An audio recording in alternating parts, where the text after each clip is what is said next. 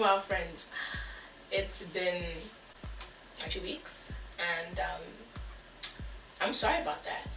Practically, that's because college is a real thing.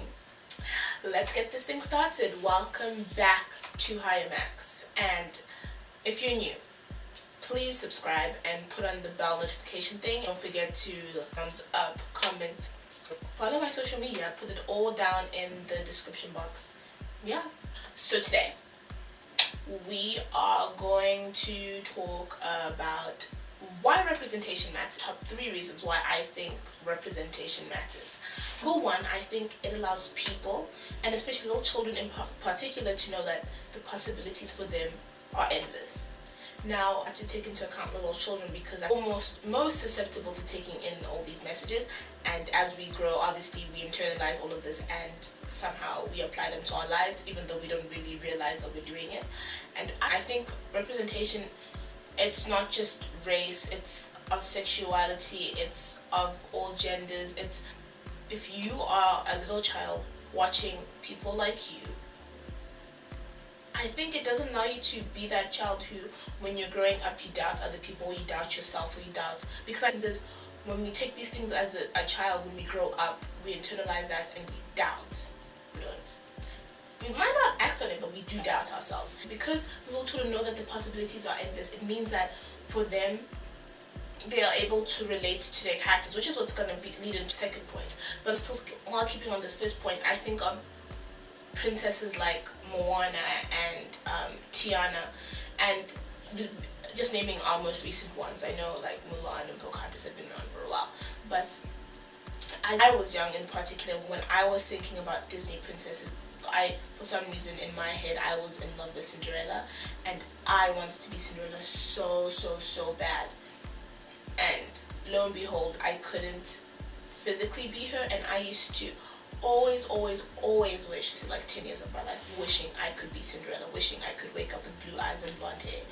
And that is kind of a dangerous thing because, I mean, obviously the older I grew up, the more I realized I couldn't be Cinderella. But I think that internalized itself into other issues, and then, I ended up struggling with other things as I grew up, and it wasn't particular with who I was as a person, how I could identify with being a dark-skinned black woman, and coming to grips with the fact that I will never have lighter skin, never have lighter eyes, never have straighter hair. Oh yeah, brother, my hair is out of its puffs, and never have blonde hair. So yeah, my hair is looking cute.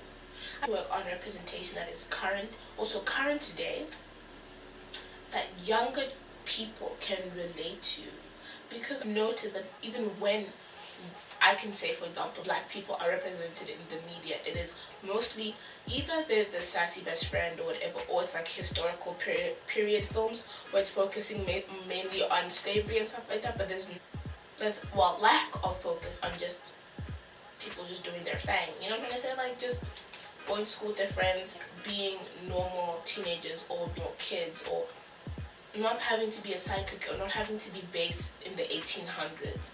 I think context and relatability is super important, which is what leads me to number 2. We can identify with our characters that we see on screen. And me of, I was reading this, I first watched this video and then I read kind of like a little synopsis thing about what Chimamanda Ngozi Adichie said about representation. And I'm going to read it. He said, "When I was 7, I wrote exactly the kinds of stories I was reading. All my characters were white and blue-eyed. They played in the snow, they ate apples, and they talked a lot about the weather.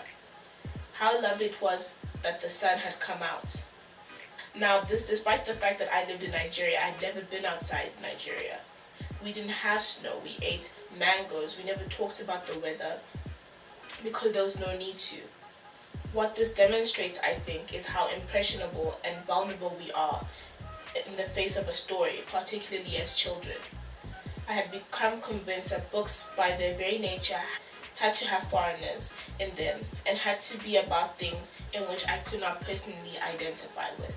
And that is so powerful because watching a lot of things, and not even watching, reading, listening to things that are not your reality, how does that shape the way you live? Does that make you second guess and want to create an alternate reality for yourself? Does it make you think that your reality is not good enough?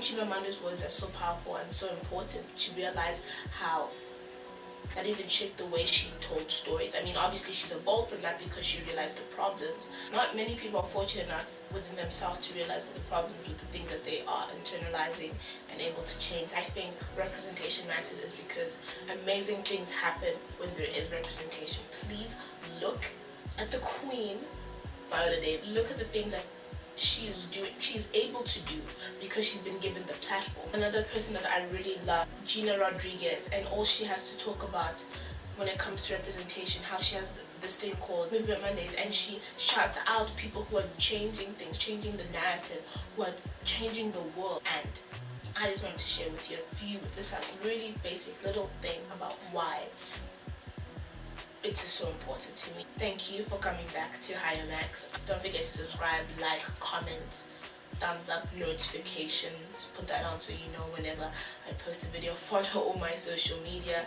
It is going to be somewhere here and also in the description box. I put everything in the description box.